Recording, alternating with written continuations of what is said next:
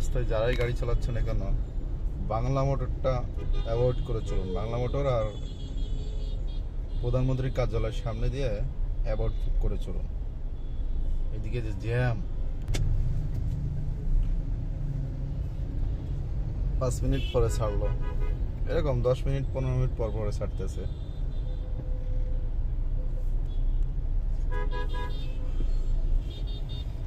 চলেন দেখা যাক বিজয় সরণির কি অবস্থা, 10 নম্বরের কি অবস্থা। আজকে ওদিক দিয়েই যাব।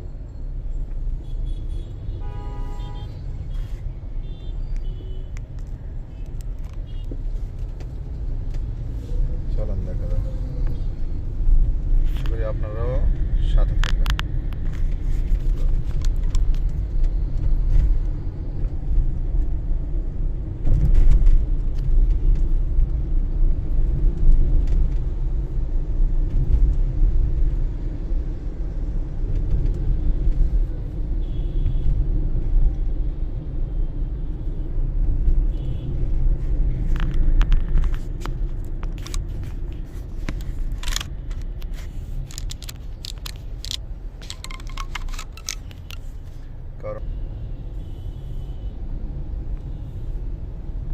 ছেড়ে দিয়েছে 1 মিনিটে।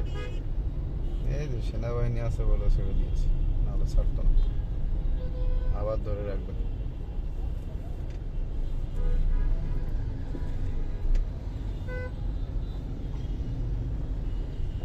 বাংলাদেশের সিএনজি আর মোটরসাইকেল, এরা যে কি অবস্থা। আপনারা গাড়ি চালাতে গেলে বিদেশে অনেক ভালোভাবে গাড়ি চালাতে পারবেন, কিন্তু বাংলাদেশে আপনার পিছনে তাকে তারপর গাড়ি চালাতে হবে। বিদেশে আপনি সামনে তাকে তারপর গাড়ি চালাতে হয়, বিদেশে যে কোনো দেশে। কিন্তু বাংলাদেশে আপনার পিছনে 2টা চোখ লাগবে, তারপর আপনি বাংলাদেশে গাড়ি চালাতে পারবেন। এর আগে বাংলাদেশে গাড়ি চালাতে পারবেন না, কারণ আপনি ব্রেক করবেন, পিছন দিয়ে এসে লাগিয়ে দিবেন। পিছনের হেডলাইট অথবা পিছনের ব্যাকলাইট 2টাই যায়, 2টা রিপেয়ার করা লাগবে, নইলে চেঞ্জ করা লাগবে।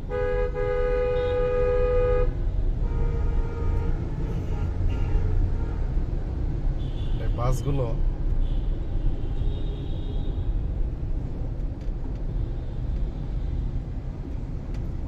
যে কোনো জায়গায় থামিয়ে বসে থাকে, পিছনের বাস যেন না যেতে পারে। পিছনের বাসের জন্য আমাদেরকেও আটকায় রাখবে।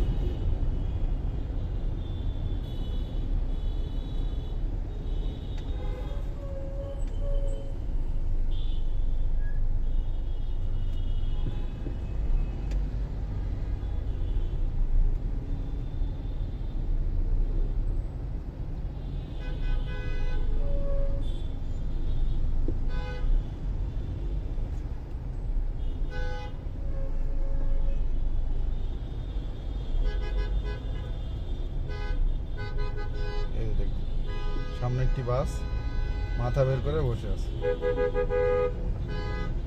যেন পিছনের বাস না যেতে পারে। আরে বেটা, আমাগো সাইড দিয়ে তোর বাস আটকাবে, আটকা, সারাদিন আটকা, সমস্যা নাই তো। আর অন্যান্য যানবাহনগুলো সাইড দিয়ে, ওটাও দিবে না। যাই হোক, আমরা ফার্ম গেট চলে আসছি।